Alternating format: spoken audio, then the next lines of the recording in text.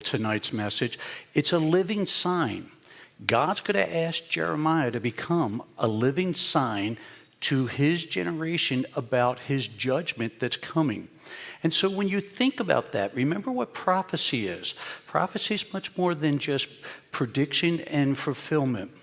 Prophecy is also pattern. Do you hear that? Prophecy shows patterns.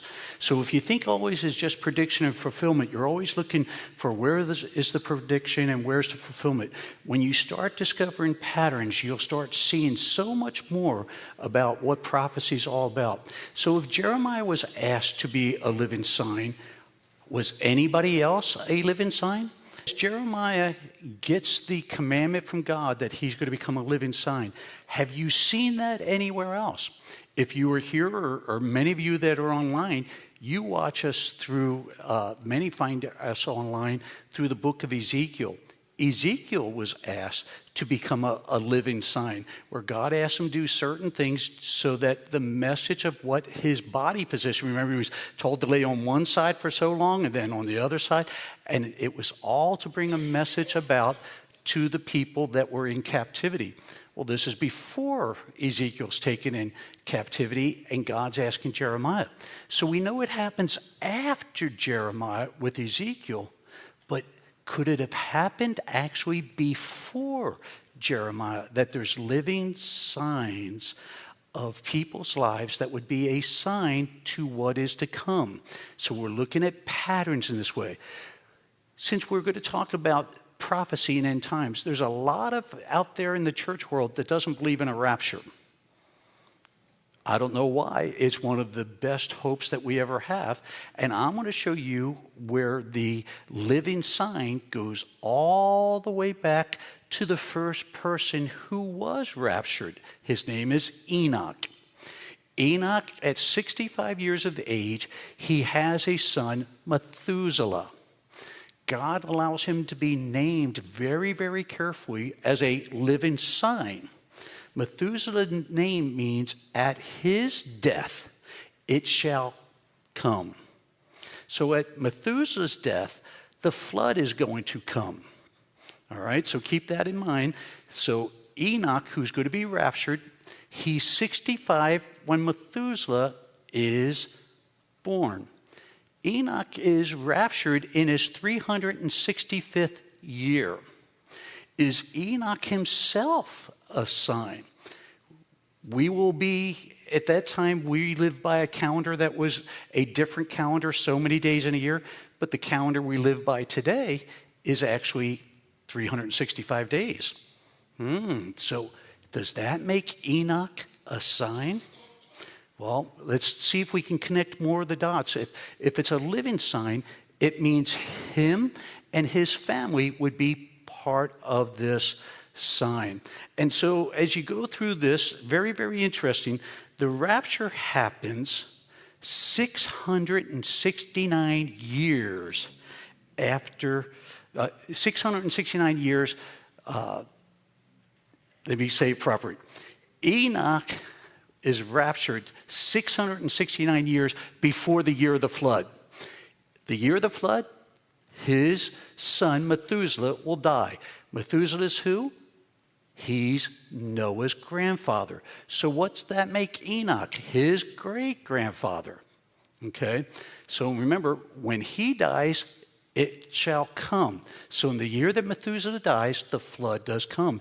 And it's 669. That's worth writing down. 669 years after Enoch's rapture, the flood comes. All right? Why is that so significant? Well, the Hebrew number for 669 brings us to a Hebrew name. The name is Ephraim. Do you know that name? This is very futuristic because when the 669 gets introduced, that is 669 since Enoch got raptured up, the flood, the wrath came. And that points to the name Ephraim. Ephraim is, watch this, the second son of Joseph. Now, it's very futuristic in itself. Joseph's going to have two sons. His first son will be Manasseh. Manasseh's name will be carried on. So the first son, or the first in the relationship of this long picture of prophecy, are the Jews. The second son is Ephraim. That's where we get the 669 years from the rapture of Enoch to the year of the flood. Ephraim means this: double blessed. Wow. So the second son, Ephraim, is double blessed. If the first son, Manasseh, represents the church, the first son represents the Jews, the second son comes after the first son, represents that which is going to be in a relationship with God as the second aspect of it. So the Jew first, and then the Gentile, and the Gentile church becomes the bride of Christ. The second position. The Jew is in the first position, that's Manasseh. Ephraim's in the second position, that's the church. The 669 points to the name of Ephraim, the double blessed.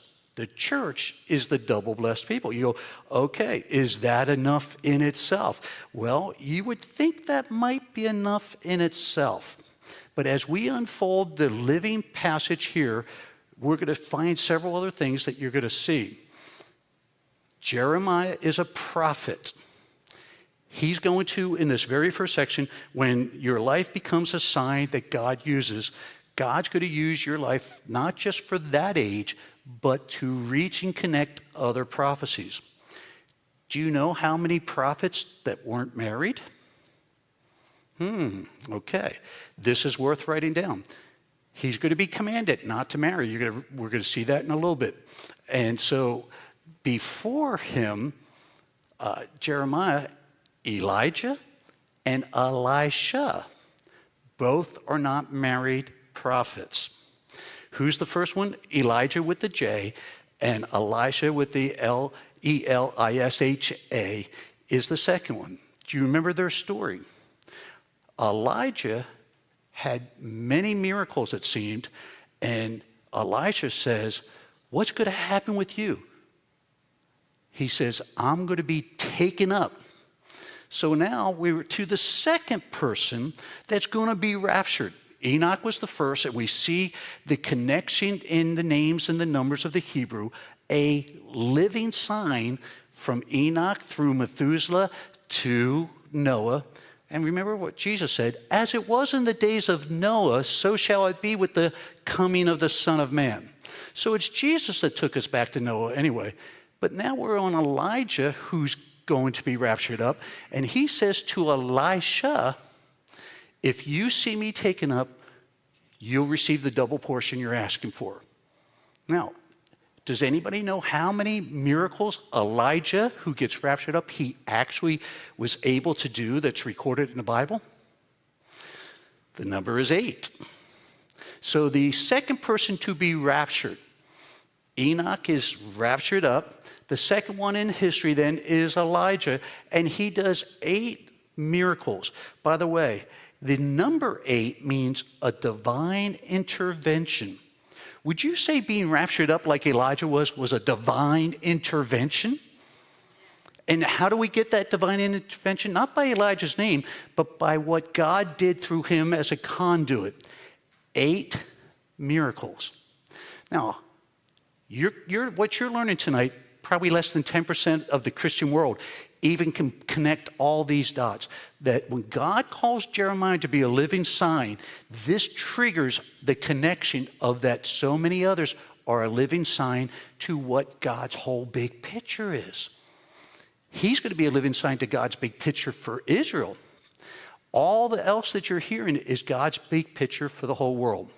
So we know that his miracles, Elijah, who was the second person that God would rapture up, means divine intervention, or it actually can mean a lesser root word, beyond nature. I would say being raptured is beyond nature, wouldn't you? It's not only a divine intervention, but it's beyond nature. When you die, you go to the grave and you wait till the resurrection. But this was beyond nature, that Elijah was taken up in a whirlwind. Now, remember what Elisha was praying for? 6 16 miracles is exactly what the Bible records. Elijah had 8. Elijah does 16 miracles. He does exactly the double portion. Is all this just by chance, or is it a divine prophetic pattern? Remember, most of Christianity believes that prophecy is prediction fulfillment. You've been learning for years now it's pattern. And so as we're seeing Jeremiah's being asked to be a living sign, it triggers all the rest that God has used as a living sign. By the way, 16 miracles. So the number 16 in Hebrew actually means this: supernatural completeness. Not just completeness, supernatural completeness. Wow. Isn't that amazing? So those that say there's no pre-trib, well, God went to a lot of work to say, as it was in the days of Noah. And Noah, in the year that Methuselah dies, gets on the ark 7 days before the rain comes, and God shuts the door. So many of them go, okay, you're seeing a lot of allegory. No, we're seeing the Bible in its patterns, that God used living signs. Noah's a living sign. His ark will come to rest on the 7th month and the 17th day, which ends up 3,500 years in the future being Resurrection Day. The day the ark comes to rest from God's judgment is the same day the whole world can come to rest from sin, because it's Resurrection Day. These are not by chance. These are the Hebrew patterns that most people aren't taught.